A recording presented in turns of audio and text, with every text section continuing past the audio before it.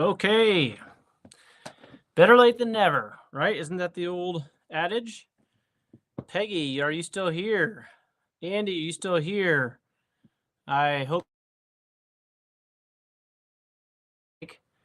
Okay, can you guys hear me?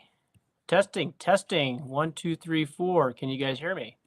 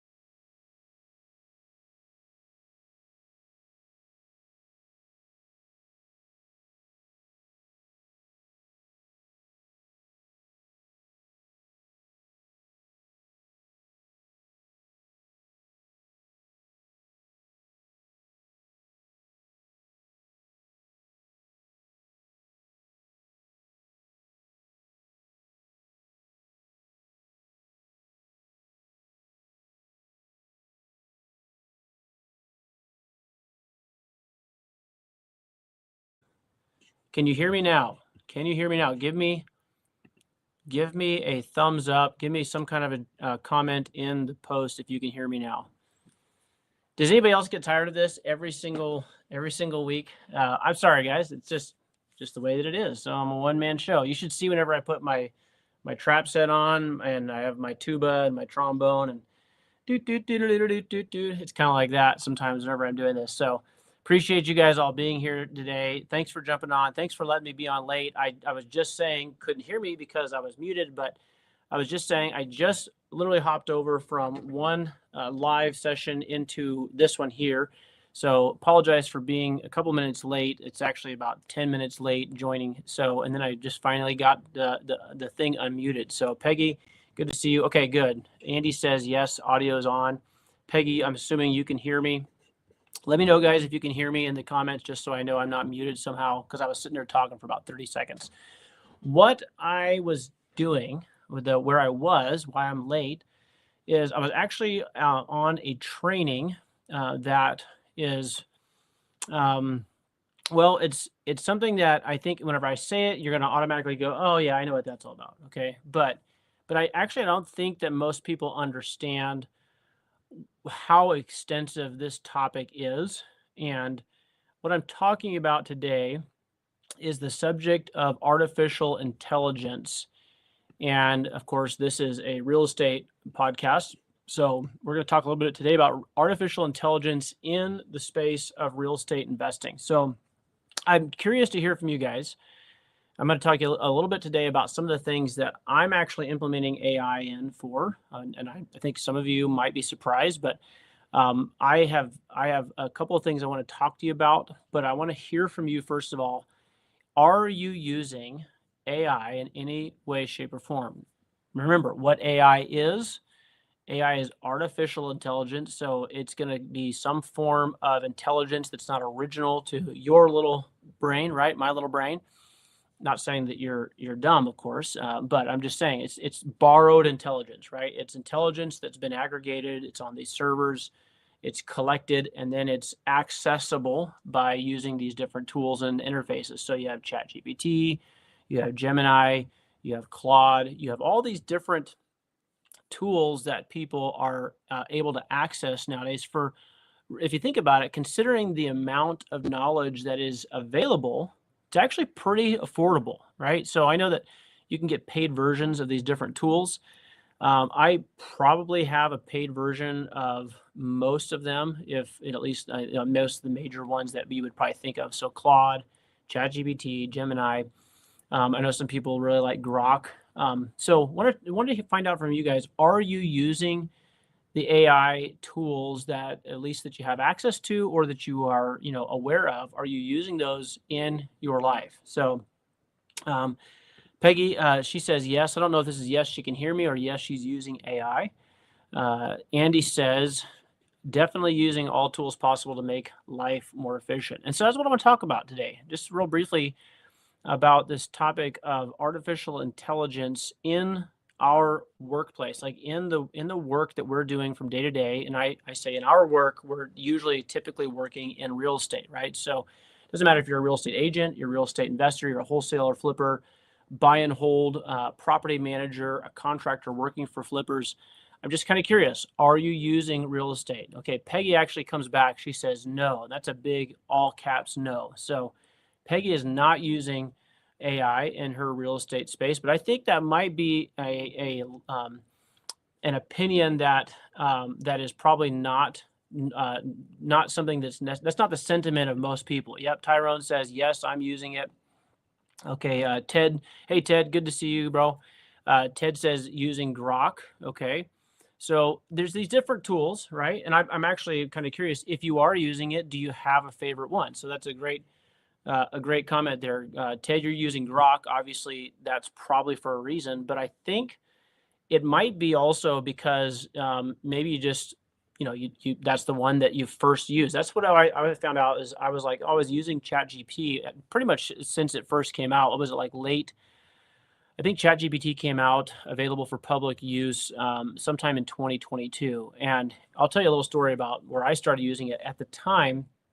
All throughout 2021, I had hired a full team of people from the Philippines. I actually had two people in the office working for me. I had a physical office in Beaverton, Hillsboro rather, and I had a couple of people there working for me. And frankly, I don't think I was really the best boss because I had people come in and I just kind of expected them to know what to do. And if I could go back and do it now, I would actually be using AI to figure out how to tell them to do the things that I wanted done. So I've learned some things because of AI. But one of the things that I noticed right away was, we hired a full team of virtual assistants, and those virtual assistants, in the Philippines, that we had copywriters to write ads and blogs, right? We had someone that was a video editor. We had someone who's a social media manager. We had three or four. I think we had 5 people at one time. We had those 3 in the office, and then I had 2 people making cold calls. And even though I'm not a super tech guy, okay, really not savvy at all when it comes to tech stuff. My wife's brother is about maybe 6 months older than me. Just like this genius level, tech dude, right? I mean, just his entire since coming out of high school, his entire career has been all related to tech, right? So he started his own company. Then he wasn't really getting a lot of contracts and jobs because people just didn't think he could do what he did. He's just super brainiac guy. So he ended up going back to school, Boise State University, got an electrical engineering degree, and he's been part of like robotics teams, and he fixes a lot of stuff that people hire programmers for and they can't figure it out, and they hear about him and he goes in and fixes stuff like that. So I'm not that guy. Okay, full disclosure, I'm not that guy. But what I recognized when ChatGPT became available for OpenAI type of thing, I recognized right away that if this thing could do what it was claiming, okay, if it could do what it was claiming, and I got on and got a free test version and started just dinking around.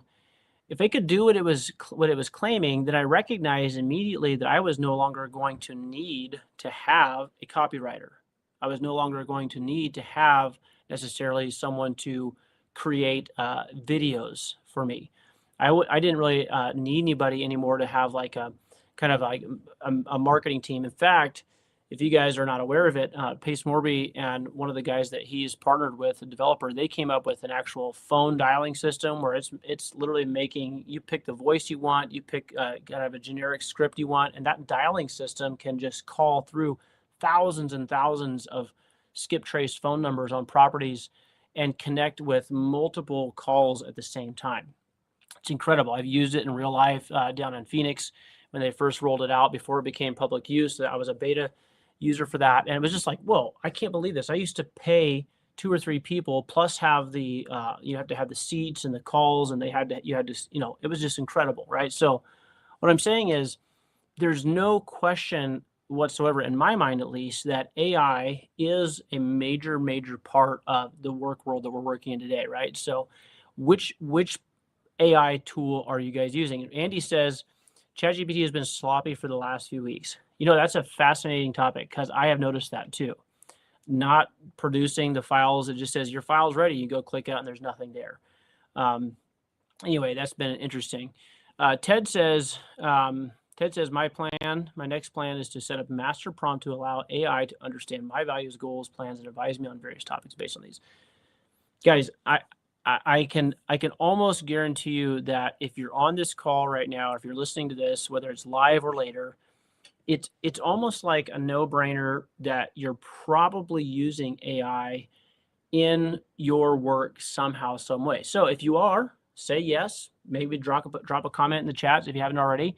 Even if you're watching this later, because I want to know, are you using it? And then if you are, how are you using it? Like, what are you actually doing it? Are you using it like every day? Does something come up every now and then where you're like, hey, I'm just kind of curious. Okay. I'll tell you guys a couple of the ways. By the way, do you want to hear how I'm using AI in my business? And by the way, I'm barely scratching the surface. Ted says I will include it for using it for real estate investing. Absolutely, Ted. So if you guys want to hear what I'm using it for, say yes in the comments. I want to see it because I don't want to spend too much time going down this rabbit trail if you guys aren't even interested. But I am using AI in my business. I'm using it pretty much on a daily basis. Okay. And the other thing is I'm using it in ways that when I first started using it, I would have never even imagined that these types of uses could be possible. So, yeah, Sherry says, hey, Sherry, good to see you here today, sister. Yes, I can streamline many tasks by using AI in a consultory fashion. I love that. So how many of you guys, if you're using AI as kind of like a consultant or someone to kind of bounce ideas off of, are you using AI like that? Are you using ChatGPT? Are you using Claude? If you're using it like that, say yes in the comment. Let us know. Are you using it as a consultant? Okay, say consultant or consult in the chat because I want to kind of get some feedback from you all on how you're using it. And if you guys hang out here with me to the end of the show, by the way, I don't have anything to sell or pitch. Okay, so don't worry about that. But I am aware of some tools that are coming out and becoming available, and I just want to let you guys know about them because I think it's going to be a game changer for my business.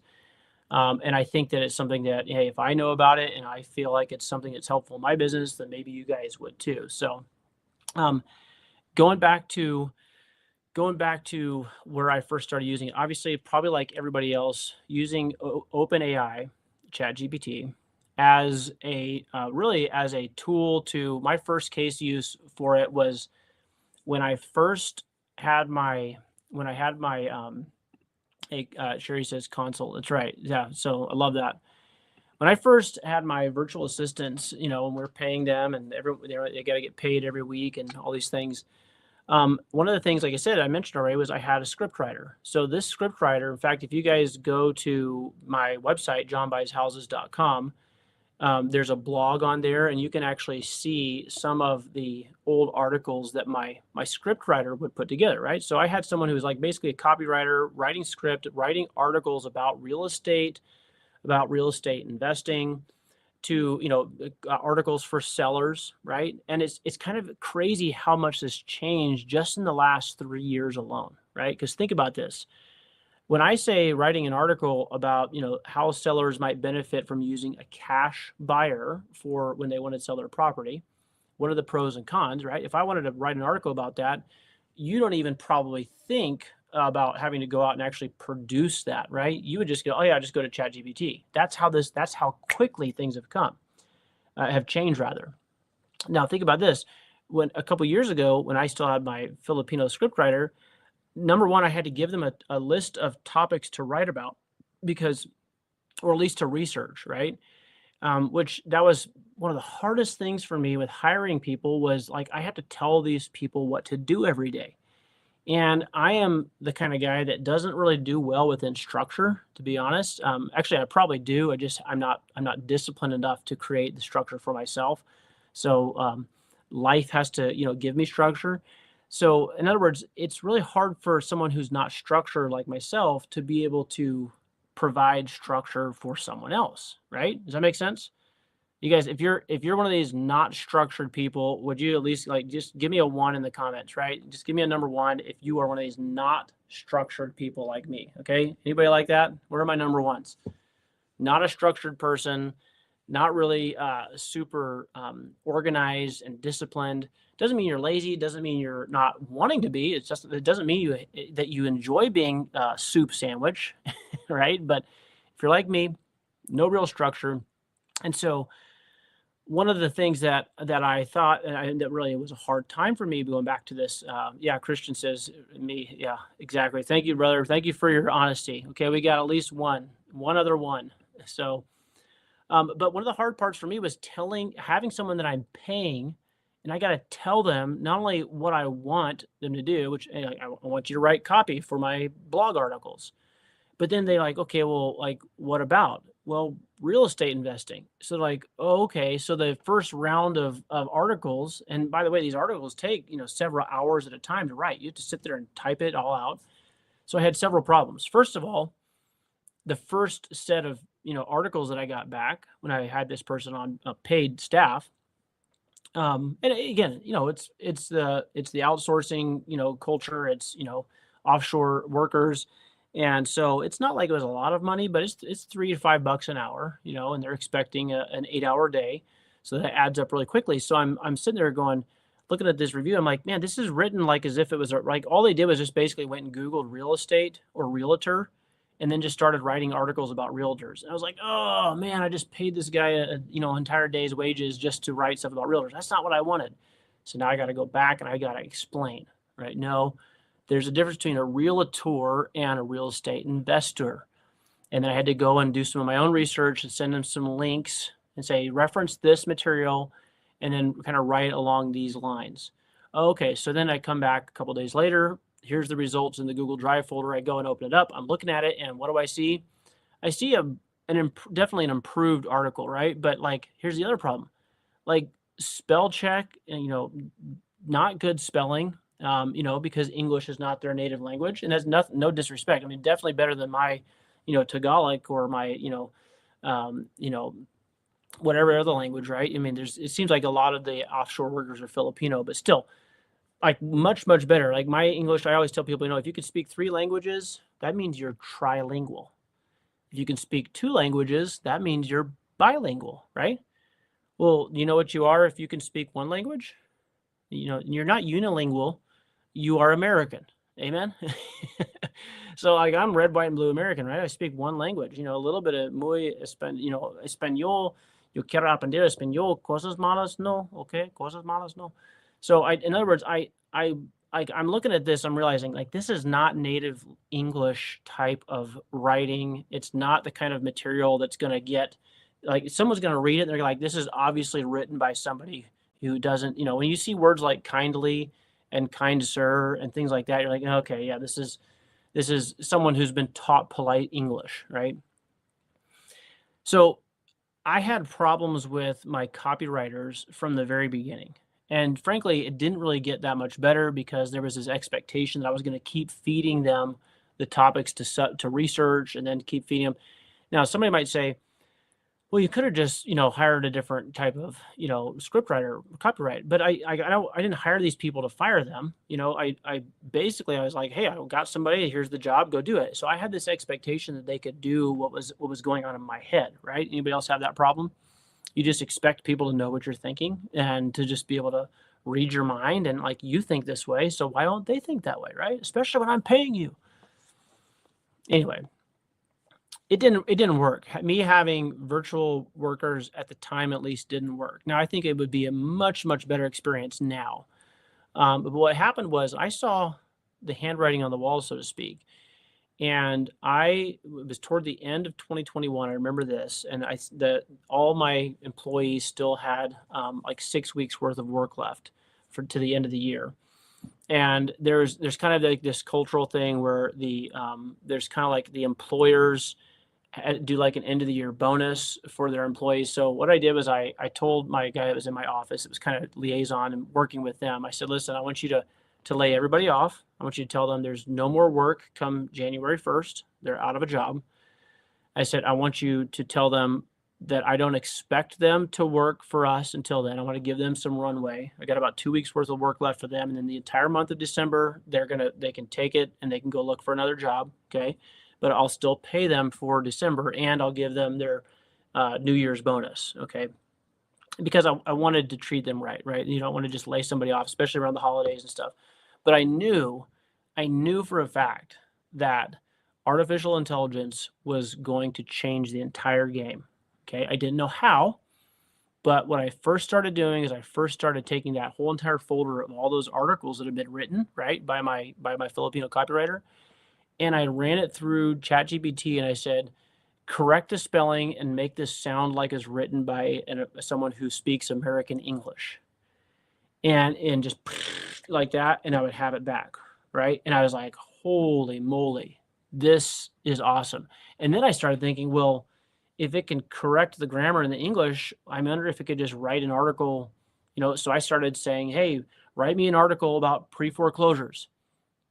And it would spit out like an article. I was like, this is way better than anything that was written by the guys that I hired. And then I started understanding, as I've done this more and more, I started understanding like you can give references, you can copy and paste, you can tell it to go do research. I mean, you guys know this. Some of you know this much better than I do. Okay. You're probably sitting there like, who didn't know that, John? But the point is this.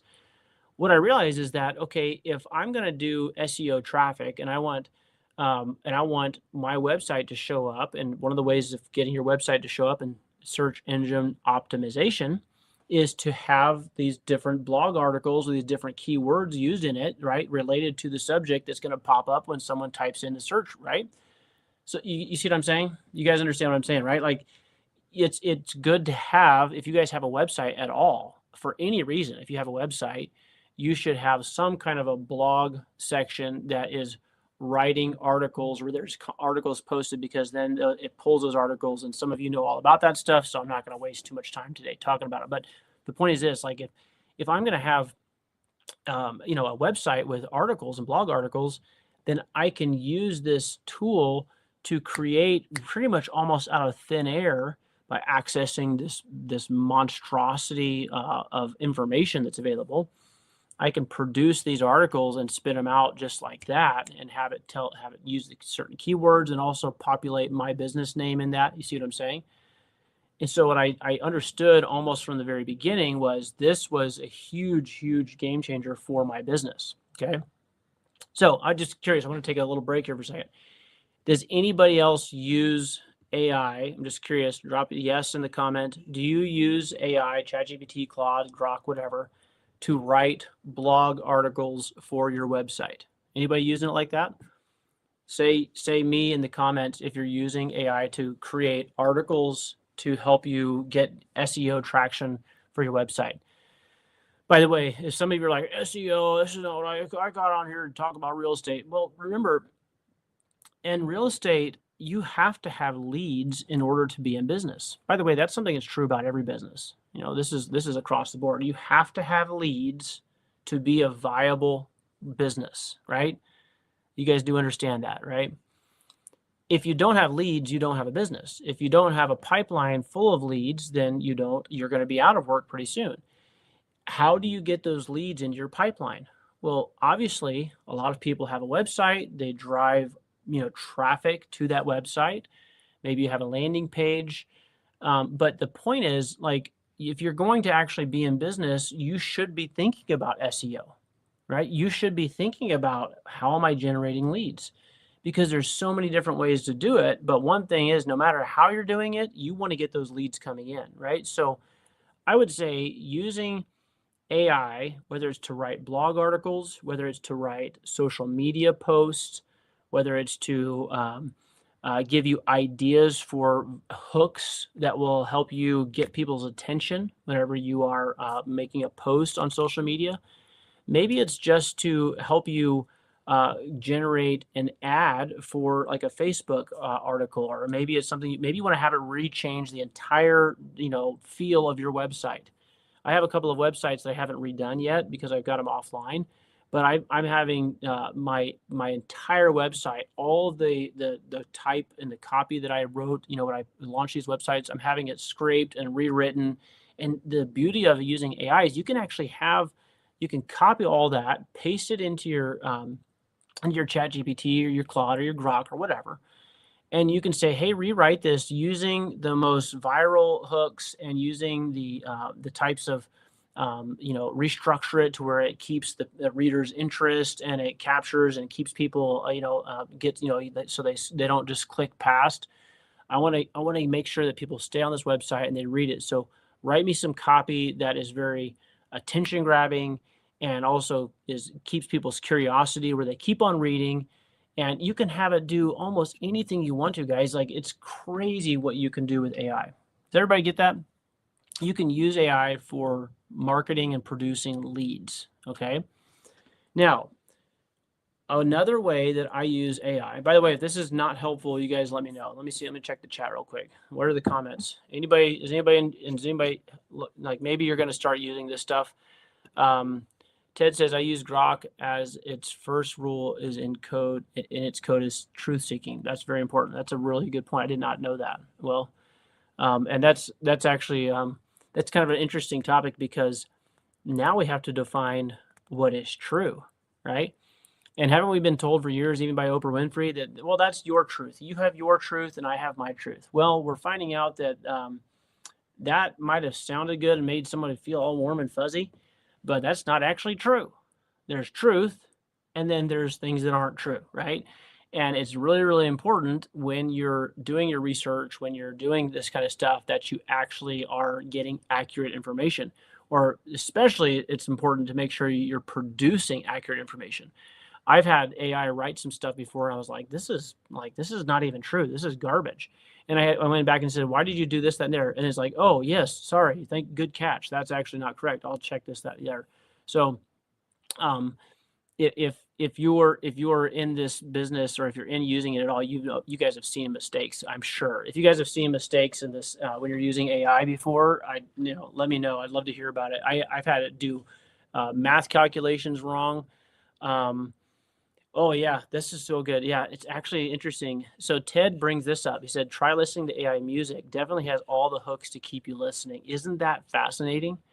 Like, if you understand what creates viral content, and you have content that is provable to show, hey, this is the most popular song, this is popular music, this is how this stuff, this is the kind of stuff that people engage in, whatever the genre is, then you can actually have your AI rewrite that, kind of take that information, learn from it, and then write AI music with that integrated into it. So very, very interesting. I actually am working right now on I have somebody working on it for me, and I have no doubt that they're using AI. Okay, so I'm assuming you're doing this, but I've got somebody working on an intro video for Tuesday Talks. Okay, so you guys have seen my little music thing that pops up. Well, that's just like the one that comes with, it's just like a generic one that comes with my streaming platform.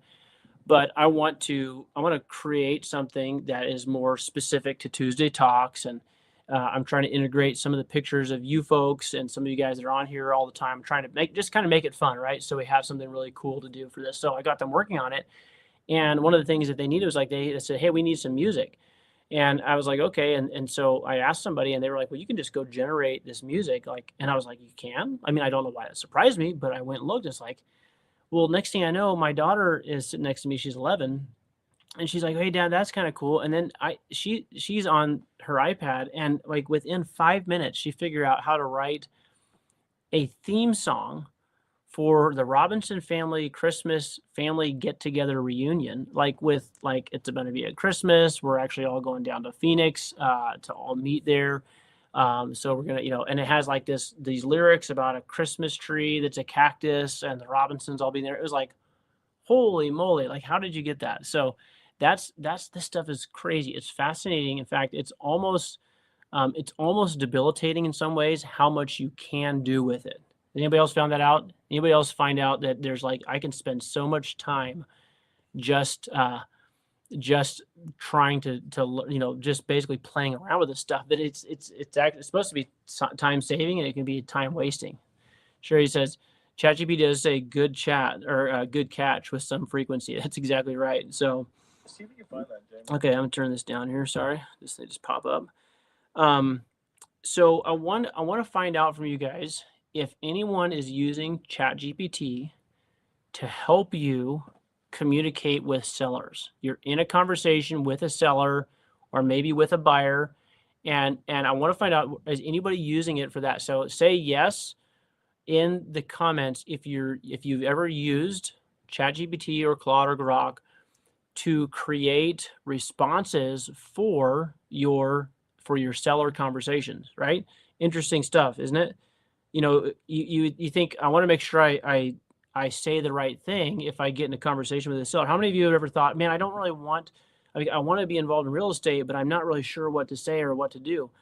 You guys, you can use ChatGPT and these different tools now to create the right kind of response based on, you can literally copy what they text you or their voicemail, paste it into your conversation with ChatGPT, say, act like a professional real estate investor and respond to, give me, 3 different responses in my tone to this inquiry or this statement from the seller. Anybody else that done something like that? Now, I'll tell you what's a little bit, what do you call it? It's a little bit of an insult is whenever, you feel like, hey, I've been in this business for a while. I kind of know how to, how to talk to people. I know what people are, wanting and listening to, and I know how to answer these questions, right?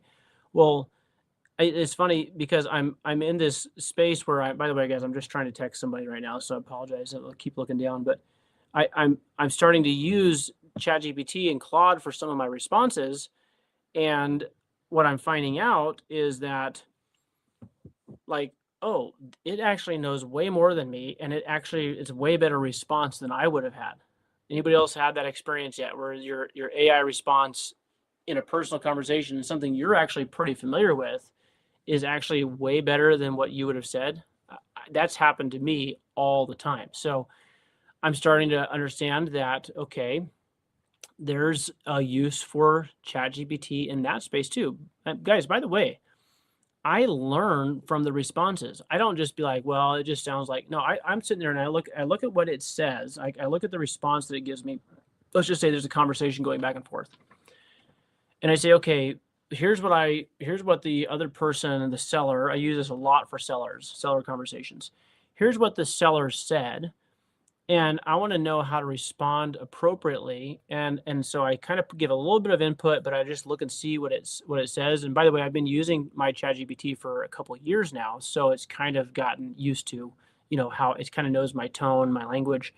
And so it can answer more like me, but I'm also learning how to say certain things. Like, you can put in things. I'll give you a really interesting example. How many of you have heard of Chris Voss, Never Split the Difference? Anybody heard of that book? Chris Voss, Never Split the Difference. FBI hostage negotiator, top of the food chain as far as like just somebody who's an expert in his field on negotiations with high pressure situations. He's spoken, of course, at a lot of corporate events, and CEOs and people consult with him. Well, Chris Voss has a lot of content that's out there in the world. And so what he's done is he's actually written this book. And so when I had an interesting dialogue going the other day, and so I took the seller's text to me. This is a live conversation that I'm having. And I took the seller's text and I pasted it into one of my chats, and I said, and this has never come to me before, but I said, based on the information available in public forum on Chris Voss and his book, Never Split the Difference.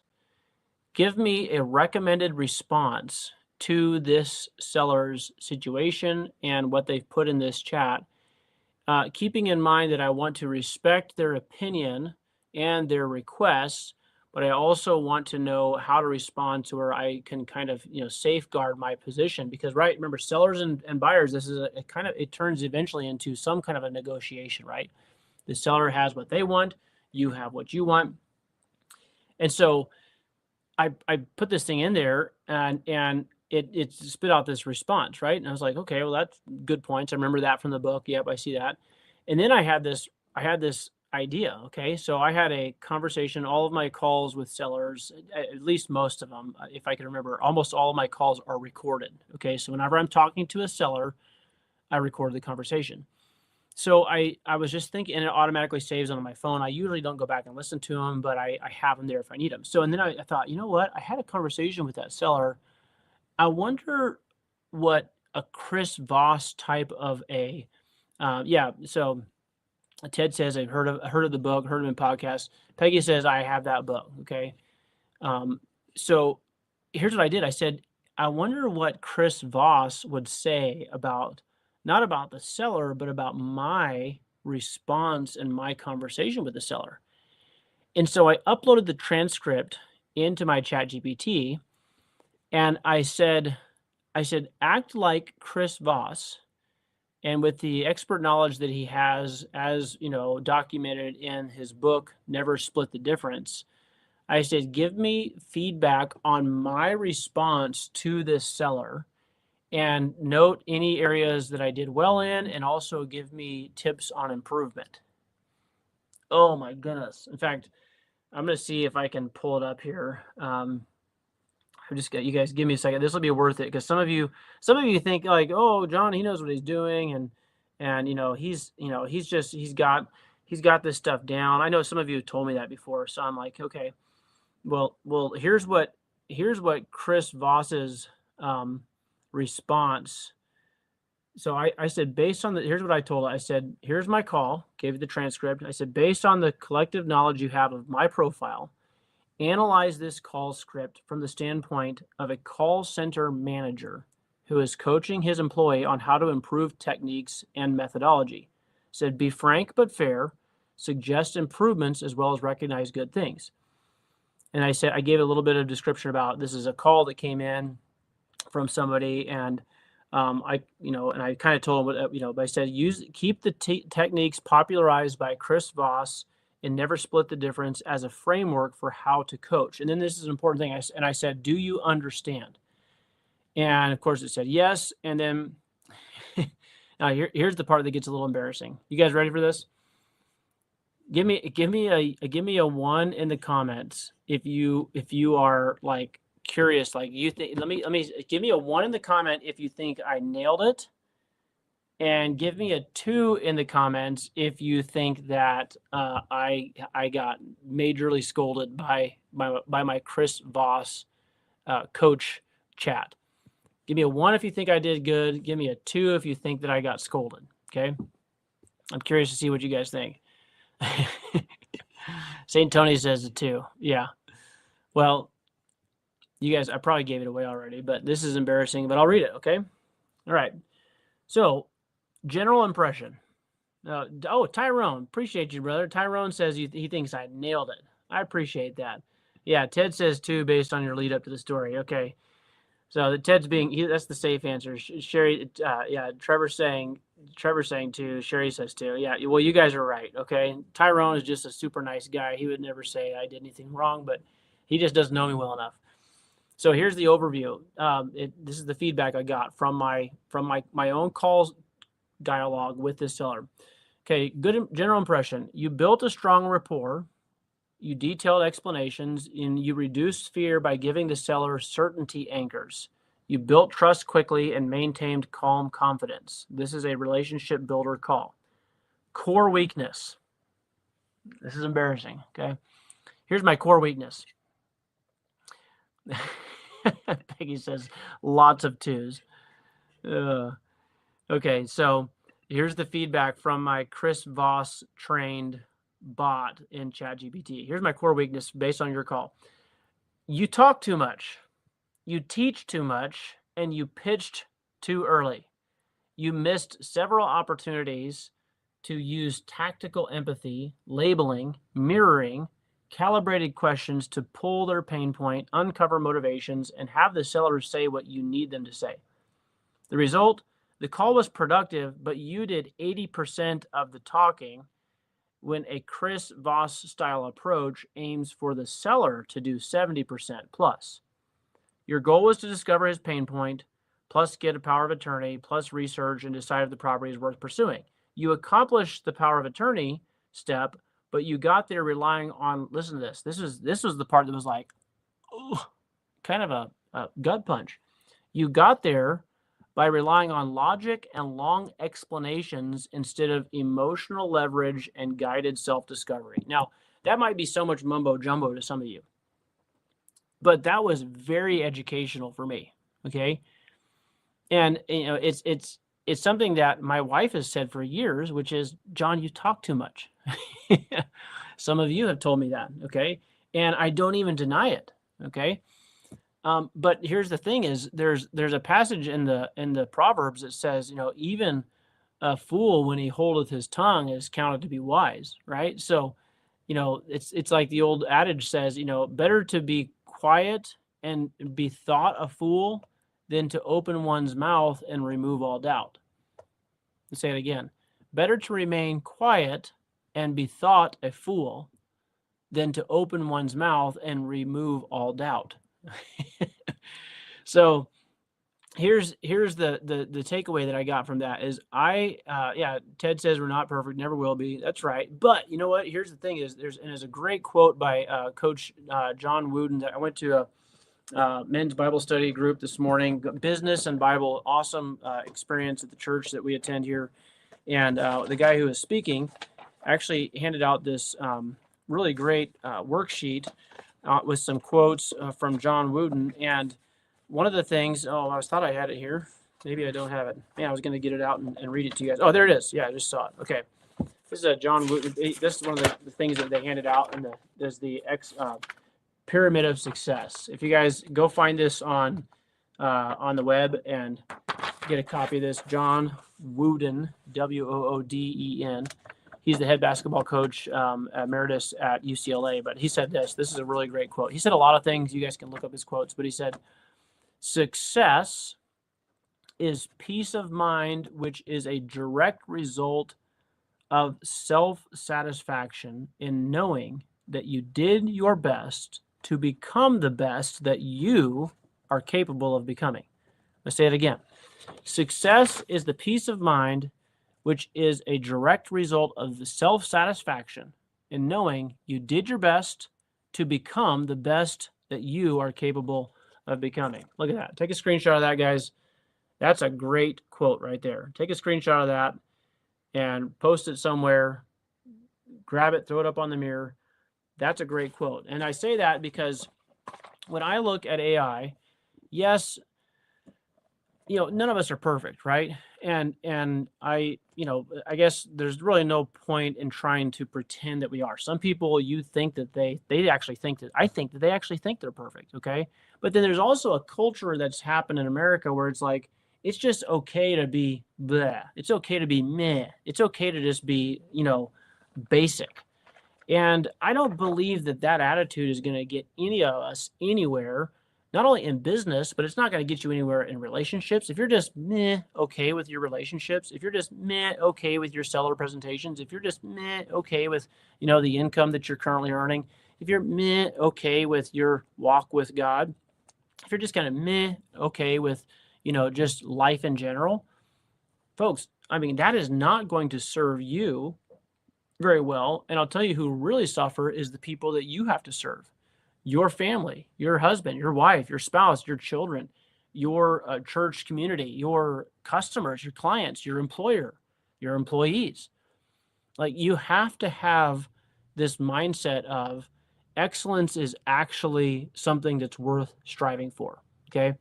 Some of you might know this, but most of you probably don't. I play the trumpet. Okay. So I play the trumpet. I have since I was a kid. And I was in this group for kind of like this group that was like back in the day when I was growing up in the 1990s in Oregon. Um, if you were homeschooled in the 1990s in Oregon, it was like it was like literally basically like you had, a thumb growing out the side of your forehead. I mean, it was like people were like, whoa, right? So the culture was totally different in Oregon. Nowadays, it's like, homeschooling is not that big of a deal. But back in the day, it was like you were a freak of nature if you homeschooled. And a lot of actual high school programs, middle school programs, you could not be a part of the school program at all, even though you paid your taxpayer dollars, paid for public school education and all those programs that came with that. You couldn't be a part of the sports team. You couldn't be a part of the music team. And so there was a lady, her name was Melissa Norland, and she and her husband put together this little group for homeschool kids or kids that went to Christian schools or private schools or whatever. And they didn't have like a group. So she taught lessons. We played trumpet, and I learned how to play the trombone a little bit, played some baritone. Anyway, it was a cool thing. We competed in state competitions. We won a couple times. It was a very disciplined group and a very fun experience for me as a homeschool kid. Okay, a little bit of social interaction. Now, didn't know at the time that we were just a bunch of, music, geeks, right, and nerds, but still, Melissa Norland, I'll never forget her and her husband, Danny Norland. They had this saying, okay, and they said this, and they just drilled this into us. They said, "Hey, you guys, and we had to do practice sheets, and we had to sign, it had our parents initial and sign off that we practice at least 30 minutes every day, at least 5 days a week." But here's what was her goal was. She said, "Perfection is the goal." This was the saying that they said. "Perfection is the goal. Excellence will be tolerated." Perfection is the goal. Excellence will be tolerated. And I'll never forget that. Obviously, I haven't yet. And I'm not saying I live that in every area of my life. I'm not trying to, say that at all. But perfection is the goal. Even if we're not perfect, perfection should be some kind of something that we're striving for, at least in some area. And excellence can be tolerated, right? We're tolerant of excellence. Success is peace of mind, which is a direct result of self-satisfaction in knowing you did your best to become the best that you are capable of becoming. Now, the best that you are capable of becoming is probably a lot different than the best that I'm capable of becoming. In other words, it's not a competition against anyone else. It's a competition against yourself.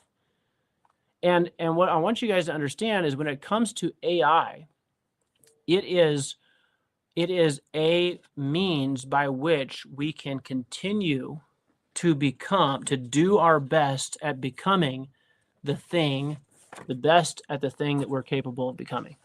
Does that make sense? I look at AI as a way of really taking the things that I already have access to and the things that I'm already doing and improving it. Okay. Not only that, but I can, if I'm careful and I make sure I qualify what I'm looking for and prompt it correctly, if I'm careful, I can actually learn more things about the thing that I'm trying to do. And so this call that I did, and then to get the feedback, it's like frank, but firm. I wanted it to. I don't want it to tear me to shreds, right? But I want to know, like, be honest with me. And so getting the feedback, I was like, you know what? I do talk too much. I mean, to a certain degree, it's like, what do you expect? Like the guy's, called to be a preacher, pastor for 14 years. I make my living, so to speak, talking. Okay. But I didn't get much of a living in ministry. I can guarantee you that. That's why I'm here working. But the point is this: when you have the mindset of learning and improving and constantly growing, then you can look at AI from the proper lens. Now, if you're looking at life from the point of view of, I just want to cheat and just steal and get through it and just figure out ways to, well, then it could be used for that too, right? It can be used to deceive people. It can be used to take shortcuts. And I'm not recommending that, of course, but I'm saying if you have a mind for excellence and improvement, in my opinion, artificial intelligence is a great resource. It's a great asset for improving and for tweaking and really even getting some really sometimes A little bit insulting feedback, right? So, let's see here. Andy says, oh, Monica says, wow, trumpet, I didn't know. Yep. Andy says, more things in common with you. I played the trumpet when I was a kid. Andy, we got to get together and play about that. Just to see it, dust them off. And then Peggy says, I played the French horn, the alto trumpet, the piano. Didn't know that about you, John. Man, Peggy, I didn't know that about you. So we're learning all kinds of things here today. This is cool. And by the way, Ted, I definitely wasn't at all trying to make you, shoot you down or anything, but I get that mindset, right? Well, we're not perfect. So yeah, well, we're not, but we should be looking for improvement. And I know for me, going through that feedback, it was like, okay, if I'm depending on logic and long explanations, well, who in the world wants to hear that? Who wants to hear, well, it's the logical thing to do is I should sell my house to John. Now, if I get to, from A to Z and it's based on logic and long detailed explanations, I mean, I guess that's better than not trying at all, right? But boy, wouldn't you rather learn how to actually talk to people and where they get to talking, you ask the right kind of questions and you prompt them and you just kind of lead them along to the point where they come to the conclusion themselves that this really is the best thing to do. By the way, I've had sellers I've told before, I said, I don't think that you selling your property to me is the best thing for you to do. So don't get me wrong. I'd love to buy your property. I would love to buy your property and I can, but I don't think based on what you've told me that that's really the actual best move for you. So, it's better if you can have those types of conversations with people because then, you know what, they look at it like, you know what, this guy's actually telling me the truth. So, Ted says, I also didn't add that learning and improving is part of the goal. That's right. Absolutely correct. Monica says, I've used AI, but hesitant when it talks about cloning, concerned with what and how others can manipulate and hack my clone. What are your thoughts on that? Here's the thing, Monica. I'm gonna give you guys a kind of a funny response, okay? I would love to be making such a significant impact and and have enough of an influence in the particular space that I'm in, whatever it is, right? I would love to have the problem of someone wanting to hack my clone or hack me. Does that make sense? In other words, when I think about the concerns about, well, what if I create an AI clone, or what if I'm using this thing and then someone takes it and recopies it? Well, in my opinion, that's a better problem to have than the problems that I currently have when it comes to my business. Does that make sense? Like, think about this. Are you doing enough? Are you at the spot in your business, in your craft, in your field, whatever it is you're doing, that someone would go, you know what, that's somebody, if we hacked their clone, we could probably get a lot of people's money by hacking them. The truth of the matter is that most of us aren't anywhere close to that being an issue, Monica. And so I would say when you think about hacking yourself, making a clone, okay, a lot of that stuff is still really kind of herky-lurky, jerky. Like, you can tell it's like, oh, that's not actually them. I believe we're moving very quickly into a space where you're almost I don't want to say you're gonna have to have a clone, but it'd be almost like deciding you're going to dig ditches with a shovel because that's just what we've always done, as opposed to using a small track hoe or a bigger tractor to do the work.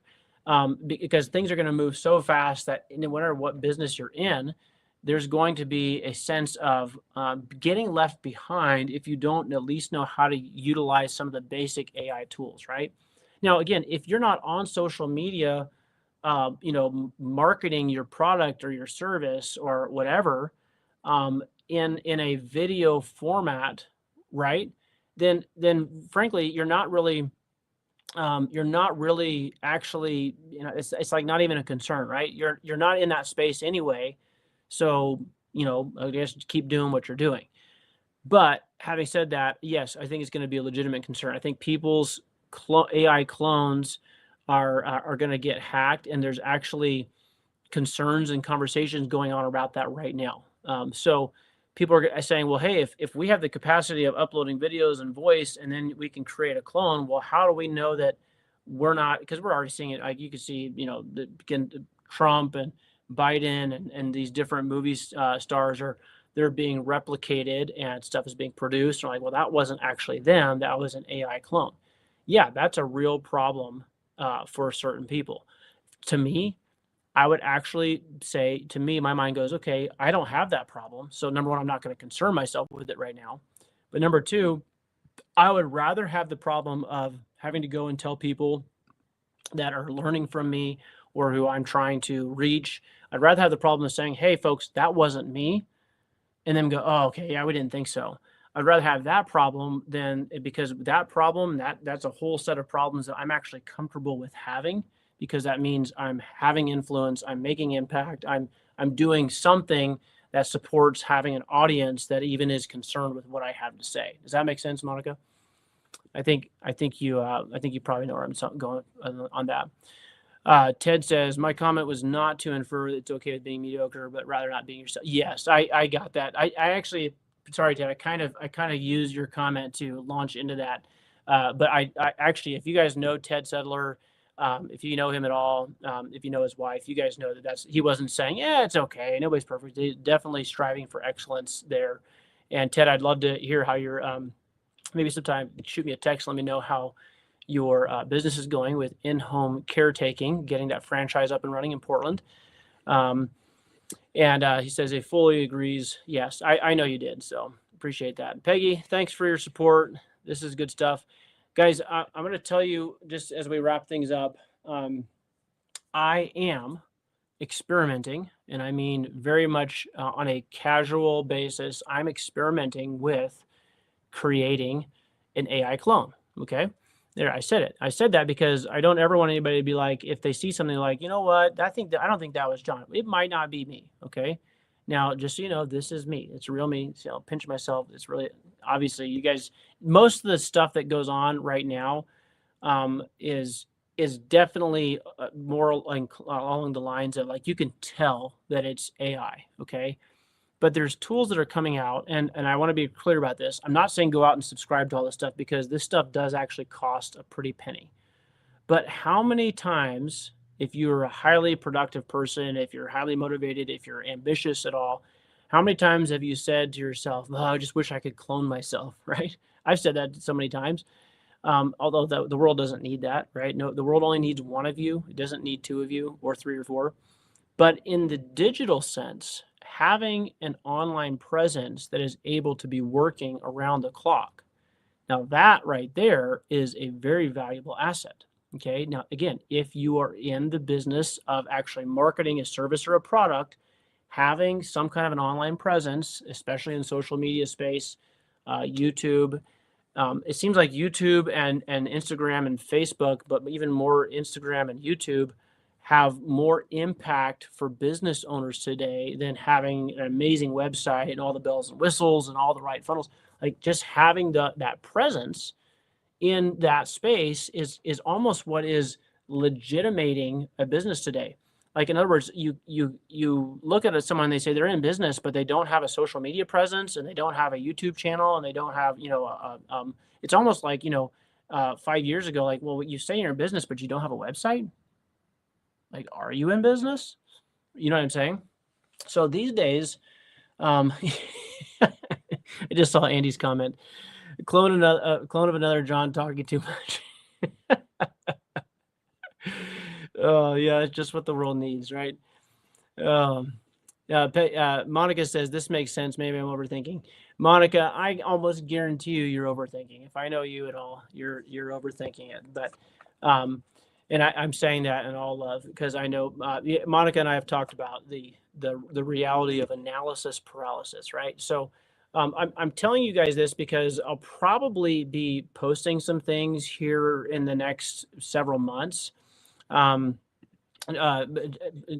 Peggy says, John, having a clone is dishonest. I don't want to wonder if it's really you. So the reality is that that's kind of the question, isn't it? Right? Is this an ethical thing? And I'm telling you guys, I don't know. I haven't looked at it from like a deep philosophical point of view, but I'd love to hear your feedback. And you guys feel free to let me know whether it's here in the comments or on the chat. This is why I brought this up today, because the reality is whenever you're running ads to a product, right, whether it's to a product or a service, having the the presence that's there, right? Where people see it and they go, "Oh, okay, what's he talking about now?"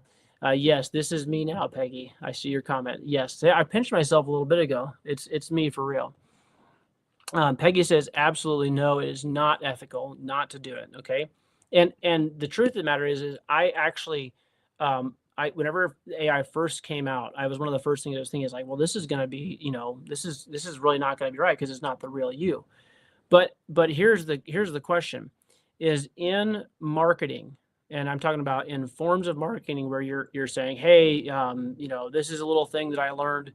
If the content is coming from my experience that's been integrated into the AI channel, right? It's been integrated into the conversation to where I have a chat GPT and it's like, by the way, guys, I gave chat GPT, this is probably, I'm probably gonna regret this someday, but I have a massive, like, 2 terabyte Google Drive folder with all of my contracts, with all of my stuff. And I took and created like basically a folder that has all of my conversational type of stuff, notes, some of my blank contracts, just a ton of content, right? Stuff that I've created, emails, and I gave access to ChatGPT because I said I have all this data that's collected, it's aggregated, it's my information, it's my data, it's sitting over here, and I don't want to have to keep telling ChatGPT how to think like me. And so I gave it access. I pulled it over into the conversation and I said, hey, now you have access to all this original content and data. And that's what I mean when I say there are ways that you can actually do this to where you can train the AI to more or less think and act like you. It's like having, in a sense, not even in anywhere close to the full sense, but having in a limited sense, a second brain. Okay. And so having another brain that has access to all of my original content and then being able to pull from that brain and say, hey, based on my content, write me a blog article about, seller financing. Okay. Now from that blog article about seller financing, from my point of view and my experiences, I want you to create a social media post that has me talking about some of my own experiences with seller financing. Now, I haven't, by the way, I haven't done this yet. Okay. But you can tell where my mind is going from a marketing point of view, from a business point of view. I'm sitting there looking at it going, is that wrong? It's my information. It's the stuff that I've aggregated over the years. It's my voice, so to speak. Why? Because I've trained it to speak like me based on my original content. And I'm wanting to put it into a format that, if it's possible, now the truth of the matter is you'll probably be able to tell because it'll be like there's something off with that. Have you guys noticed that? I'm telling you guys right now, I am working on this, but I will be telling you, and it's actually disclosures you have to make. This is AI or whatever. But what I'm trying to say is this is a very interesting time for us to be alive. And the question is, is it ethical, okay, to be giving information that is original to my brain and that has been trained to think like me, and yet I've adapted to certain things like the feedback that I got from Chris Voss and from the book and from I'll just give you right here. This is I'll just give you this right here. This is right here on my desk. Okay. These are the books that I'm currently going through right now. Okay. So I'm not talking about just going and cheating and becoming an expert in just anything you want to. Like, I believe in education and in reading. I'm always reading a pile of books on business, on different content. By the way, I got these 3 books. I stopped in a little publisher here where I live, and they had some extra books that they hadn't sold yet. And they said, hey, you guys can just have these. So I got Smart Revenue, written by Rick McPartland. I got The Complete Leader by Ron Price and Randy Lisk, and then Staying Happy, Being Productive by Dr. Roger Hall. A little promo for them. Those books were free, so I want to give you guys that information for free. But the point is, like, I believe in becoming the best human being that you can be, okay? The best human being that you can be. Having said that, I also believe in business. And if you're going to try to present something for sale or for a service, then there is an element of what is the best way to get this product or this service out to the people that might be interested in consuming it? Right now, I know personally for me, there's people that I no longer watch or follow their content because it's like this is clearly AI, and you're just you've got like this talking head, and it's like in the mouth is it just like it's lazy.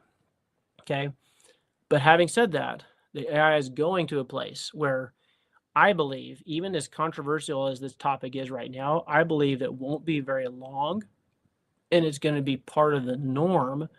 If you are in business, if you are marketing anything, you're going to have a cloned version of yourself that is doing a lot of the heavy lifting. So, interesting topic at the very least. Now, controversial, yes, I get it. I've never been someone to shy away from controversy. I'm not going to start now. I think it's worth having the conversation. But I'm not saying that I'm right. I'm not saying that anything is wrong. I'm just curious, what do you guys think? So I wanted to talk about that today because I've been on this AI training thing, and I've been in this kind of this I guess looking at the best way to be the most productive in the upcoming year. That's how my mind starts thinking at the end of the year. I'm like, okay, what have we been doing? Where have we been missing? Where do I want to improve next year? I've kind of been leaning into that space. So you guys, feedback, Peggy is very clear. She says, absolutely not. Don't even think about it. She's actually probably already unsubscribed. She's not even following anymore. She does not want me to have an AI clone. Okay. How do you guys feel? Is that a fair? Do you agree with her? You agree with Peggy? Do you think that this is like unethical? Peggy says it's not. She says, no, it is not ethical. But I'm curious, just like why is that? Present your best case to me. I'd love to hear from you guys. So even if you're watching this later, I'd love to go back and read your comments if you didn't catch the live. But I'm already using it. You're already using it. There's no denying that in everyday business, in everyday life, we're all actually getting a sense of like how integrated this is becoming in our lives, right? So Peggy says we won't need Pastor John anymore. That's not true. I mean, listen, you're always going to have to be original, right? So when it comes to certain things, again, original content, I think is still going to be absolutely vital. But like Anthony says here, he says, I don't agree with Peggy 100%. There's so many other variables. Anyway, guys, love to hear your feedback. That's what I've got today. We've already been on for over an hour. I apologize for coming on late today. Apologize for stirring up a hornet's nest. I hope I didn't do that. But and Peggy says, I would always be wondering if this is real. Well, Peggy, you're kind of making me feel like, okay, maybe I should back off on this a little bit and rethink this. So I haven't thought about it in terms of, it being unethical. I'm just kind of I'm in real time telling you guys usually what stuff comes in and then it goes out. Last week I told you that I was going to a training. I actually want to talk about that, but we're going to do it on a future broadcast because I want to tell you about some of the stuff I learned about new construction. And I'm a guy who's built multiple homes ground up, Eugene, Springfield area, the Treasure Valley area, Fairbanks, Alaska area, Seattle area, Pensacola, Florida. I've built multiple properties, structures, ground up construction. And having said that, I learned some really, really good stuff in the class that I went to last week. And so I'm going to talk about some new construction stuff on an upcoming broadcast. But today, this was the one that's kind of like top of mind for me. So Peggy says, this is great, John. I love it. Peggy, I love it. And I love you. And I know that you love me too. So, okay, guys, that's it. I'm out. It's time to get back to work. And appreciate you guys joining me on this. If you want to chime in, please do. And let me know what you think in the comments. And if you have anything I can help you with, feel free to ask. And if I can, I'll do the best I can to help you. Like for real, me. All right. One more comment. Monica says, this is great to talk about. This group has great minds that love God. Iron sharpens iron. Hey, there we go. Appreciate that, Monica. And I appreciate you too. Monica is one of the people that helped get us from Portland to Boise with her prayers whenever we were there driving that van, Anthony, a couple weeks ago. So appreciate all of you. And I'll talk to you guys sometime soon. God bless. Take care.